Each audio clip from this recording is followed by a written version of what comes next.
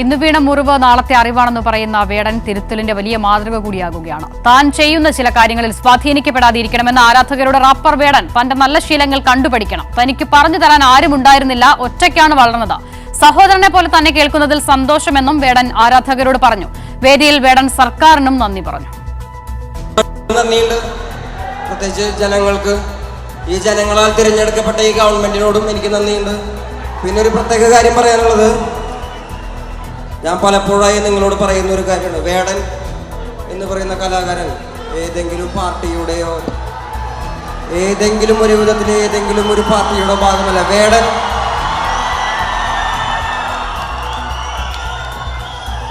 വേടൻ പൊതുസ്വത്താണെന്ന് ഞാൻ തന്നെ വിശ്വസിക്കുന്ന ആളാണ്. ഞാൻ നിങ്ങളുടെ കലാകാരനാണ്. എന്നെ കാണാൻ വന്ന ജനങ്ങൾക്കും ഈ ജനങ്ങളാൽ തിരഞ്ഞെടുക്കപ്പെട്ട ഈ ഗവൺമെന്റിലും എന്നെ ഒരുപാട് നന്ദികൾ.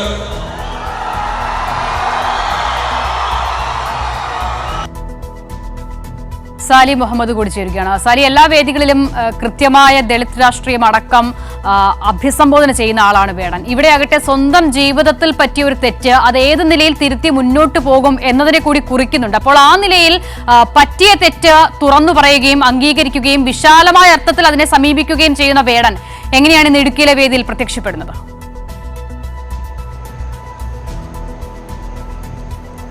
അക്ഷരാർത്ഥത്തിൽ ഇടുക്കിക്കാർ അല്ലെങ്കിൽ സംസ്ഥാനത്തിന്റെ വിവിധ ഭാഗങ്ങളിൽ നിന്നെത്തിയ യുവത വേടനെ നെഞ്ചേറ്റുന്നത് തന്നെയാണ് ഇവിടെ വാഴത്തോപ്പ് ഹൈസ്കൂൾ ഗ്രൗണ്ടിൽ കണ്ടതെന്ന് തന്നെ പറയാം. വലിയ ജനസഞ്ചയമായിരുന്നു. ആർപ്പു വിളികളോടെ, വേടൻ വേടൻ വിളികളോടെ അവർ തങ്ങളുടെ പ്രിയ ഗായകനെ എതിരേറ്റു എന്നുള്ളതാണ്. അതായത് സാർവദേശീയ രാഷ്ട്രീയം, ജാതി രാഷ്ട്രീയം അതെല്ലാം പറഞ്ഞ് അടിച്ചമർത്തപ്പെട്ടവൻ്റെ അല്ലെങ്കിൽ അരികുവൽക്കരിക്കപ്പെട്ടവൻ്റെ പാട്ടായി വേടൻ പാടിയപ്പോൾ അക്ഷരാർത്ഥത്തിൽ ഇളകി മറിയുകയായിരുന്നു സദസ്സ് എന്ന് തന്നെ പറയാം. അത്രമേൽ ആവേശത്തിൽ വേടനെ ഇന്നാട്ടുകാർ മാത്രമല്ല, ഞാൻ നേരത്തെ പറഞ്ഞ പുറത്തുനിന്ന് എത്തിയ ഒരു ഒട്ടേറെ പേർ ഉണ്ടായിരുന്നു, സ്വീകരിക്കുന്നതാണ് കണ്ടത്. 7:45 കൂടിയാണ് ഈ പരിപാടി വേടൻ പരിപാടി വേദിയിലേക്ക് എത്തിയത്.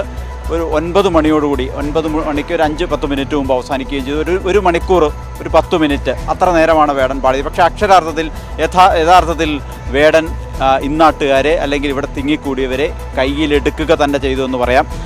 അസിത നേരത്തെ സൂചിപ്പിച്ചതുപോലെ തനിക്ക് പറ്റിയ ഒരു തെറ്റിനെ കുറിച്ച് പറയാനും വേടൻ മറന്നില്ല എന്നുള്ളതാണ് അതിൽ ഏറ്റവും പ്രധാനപ്പെട്ട കാര്യം.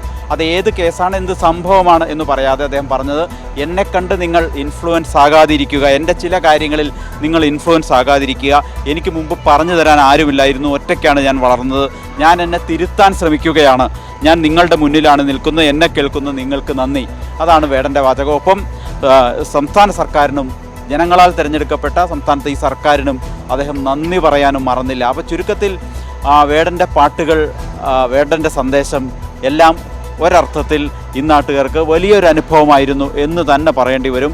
ആയിരങ്ങൾ, ഏതാണ്ട് ഒരു 10,000-ഓളം പേർ ഇവർ സംഗമിച്ചിട്ടുണ്ടാകും എന്ന് തന്നെയാണ് സംഘാടകർ കരുതുന്നത്. വലിയ സുരക്ഷ ഏർപ്പെടുത്തിയിരുന്നു. ഏതായാലും മറ്റ് പ്രശ്നങ്ങളൊന്നും ഉണ്ടായില്ല, സുരക്ഷാ പ്രശ്നങ്ങളും ഉണ്ടായില്ല. പരിപാടി അല്പം മുമ്പ് സമാപിച്ചു. വേടൻ ഇവിടെ നിന്ന് മടങ്ങുകയും ചെയ്തു. മന്ത്രിമാരായ KN ബാലഗോപാൽ, റോഷി അഗസ്റ്റിൻ, ജനപ്രതിനിധികൾ ഉൾപ്പെടെ ഒട്ടേറെ പേർ വേദിയിലും ഒക്കെ ഉണ്ടായിരുന്നു.